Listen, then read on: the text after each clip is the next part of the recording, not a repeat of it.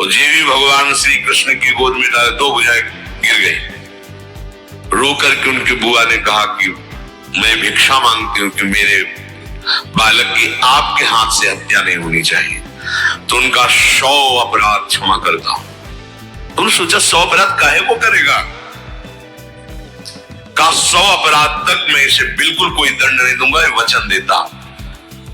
ये जब से तोतली वाली बोलना शुरू किया तब से भगवान को गालियां देना शुरू किया था। इसका स्वभाव ही ये वैर, पूरा ऐसा वैर भगवान को गालियां देता। जिस समय सब धर्मात्माओं राजाओं की सभा भरी हुई थी और भगवान श्री कृष्ण की अग्र पूजा हुई, सब तो सह गए, शिशुपाल खड़ा हो गया और ऐसे कट वचन बोले, महाभारत में लिखा, हमने स्वाध्याय में पढ़ा था, ऐसे कट वचन बोले कि कोई भी नाराज हो जाएगा उससे। तो पहले भीमसेन खड़े हुए और कहा कि अपने बड़ों का सम्मान करना सीख, चूंकि भाई ही लगता है, जैसे कुंती बुआ ऐसे भगवान की वो बुआ का दूसरा है, इंद्र का है। सम्मान करना सीख, अगर तू ऐसे ही बोलता रहा तो यही मैं तेरा गला काट दूंगा। ऐसे का बैठ जा प्रकोदर, बहुत खाने वाला, तू क्या मेरे से लड़ेगा। भगवान ने भी इशारा कर दिया।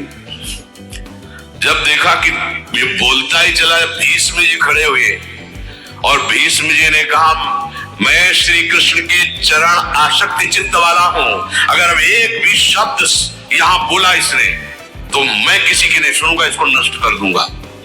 और दोनों सभाओं के सर पर पैर रखता हूं, जो श्री कृष्ण का विरोध करे उसके लिए मैं पर्याप्त हूं। भगवान ने कहा चुप रहो, शांत रहो, सबको बैठा ला। तो गिनती शुरू की थे 98, 99 का शिशुपाल सावधान, जो तुम्हारी माता को वचन दिया था बस एक शब्द रह गया है, आगे मुझे दोषी कोई न ठहराए। 100 तक क्षमा करने की बात कही थी, जे ही वो तो रुकने वाला थोड़ी था, जे ही आगे बोला सुदर्शन जी के द्वारा उसका वो परम उद्धार हुआ जो बड़े बड़े ऋषि मुनियों के लिए बड़ा दुर्लभ पद कहा गया है। गोपीजनों ने सौंदर्य माधुर्य निधि भगवान को अपना कांत माना, प्रीतम माना। एक ही वृत्ति, कितनी गजब की वृत्ति गोपीजनों की है कि सब कार्य करती हुई कृष्णाकार वृत्ति है। बेचने दही जा रही, बोल रहे कोई कृष्ण ले ले, दामोदर ले ले, माधव ले ले, कैसी वृत्ति है, देखो कैसी उच्च कोटि की अवस्था है। किसी भी भाव से हमारे प्रभु से जुड़ जाए तो इच्छा द्वेष दोनों से वो मुक्त हो जाए। और जब तक ये ठीक है ये बेठीक है, इस तरह के द्वंद्व तुम्हारे हृदय में बने रहेंगे, तब तक मूढ़ता रहेगी और उससे पतन होता रहेगा। संसार का संबंध दृढ़ होता है इच्छा से, बहुत सुंदर बात है। संसार का संबंध दृढ़ होता ही है इच्छा से। इच्छा खत्म, संसार का संबंध खत्म। वो ये चाहते हैं कि हे संत महात्मा, हे भगवंत, हमको छूट दो, हम खूब गंदे आचरण करें और आप हमसे सेव संतरा रुपया पैसा ले लो और आप ऐसा आशीर्वाद दो कि हमारी उन्नति होती रहे, दुख न मिले, हमें सुख ही मिलता है। कभी स्वप्न में भी नहीं हो सकता। तब लग कुशल न जीव को सपने हो मन विश्राम, जब लग भजत न राम कहूं शोक धाम तज काम। ये दुखों का खजाना काम अर्थात इच्छा, इसका त्याग करके भगवान की शरण में होकर जब तक नाम जप नहीं करोगे, स्वप्न में भी तुम्हें विश्राम नहीं मिलेगा। और नाम जप एक गंदे आचरण करने वालों के हृदय में नहीं हो सकता। नाम परम पवित्र है। ये तभी होगा जब आपका खान पान सात्विक हो, आपका वातावरण सात्विक हो, आपका बोलना उठना बैठना सब सात्विक हो, तब नाम भगवान कृपा करेंगे आपकी जिह्वा। फिर कौन सी इच्छा रह जाएगी, कौन सी इच्छा रह जाएगी? अरे आप विश्वास कीजिए, ये जितनी इच्छाएं है सब स्वाप्निक है। जब आप सच्चा विवेक धारण करेंगे तो आपसे पूछा भी जाएगा कि जबरदस्ती केवट से कह रहे ले लो, वगैरह आप कछुनाथ न चाहिए, मोरे नहीं चाहिए। प्रहलाद जी कह रहे वरदान मांगो, हमारी आज्ञा का पालन करो, तो कह रहे हाँ आपकी आज्ञा का पालन करता हूं, हे नाथ मुझे यही वरदान दीजिए कि आपसे भी कोई इच्छा न रहे। ये वरदान मांगा कि आपसे भी कोई इच्छा। आप सोचो क्या है ऐसा भागवती का रस कि जिसको वो मिला तो भगवान से भी कह देते हैं। और भक्त तो बड़े विचित्र विचित्र है, वो भगवान से कहते तुम्हारी इच्छा क्या है प्यारे, बोलो हम पूर्ण करते हैं।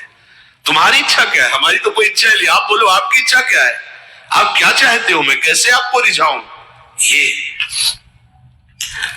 जब कामना को लेकर के मनोवृत्ति का प्रवाह संसार की तरफ होता है, तब ये कामना ही हमें राग द्वेष में बांध देती है।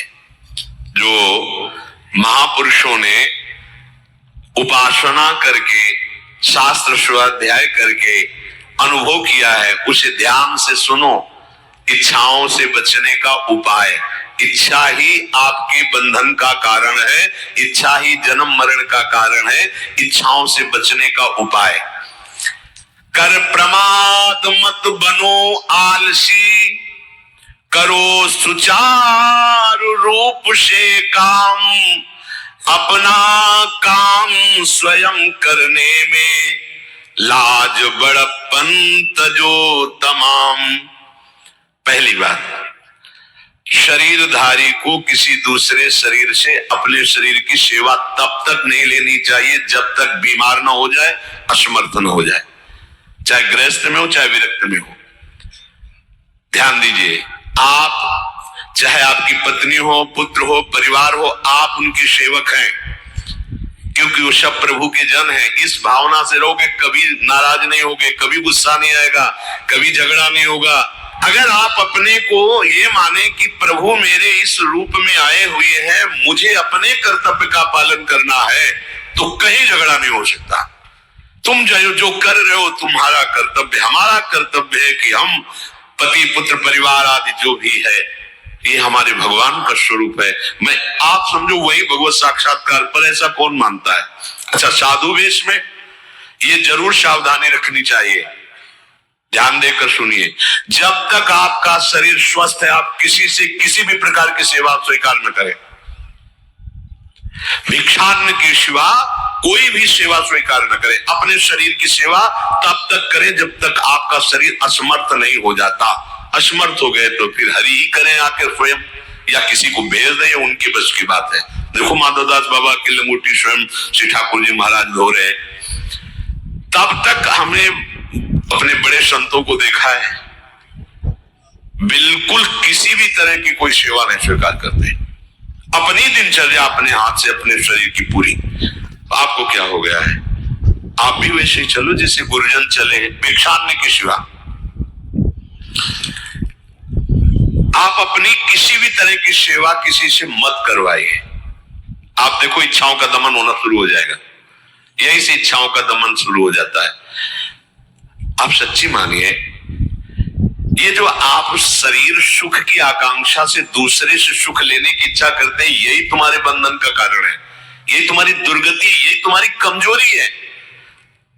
जब तक शरीर स्वस्थ रहे, किसी से किसी भी तरह की सेवा मत लो, और अधिक से अधिक सेवा करने का भाव रखो। सुधार, हमें सेवा करना है, सेवा लेना नहीं है। जब तक सेव्य का साक्षात्कार ना हो जाए या शरीर असमर्थ ना हो जाए, तब तक ये नियम दृढ़ रखना चाहिए।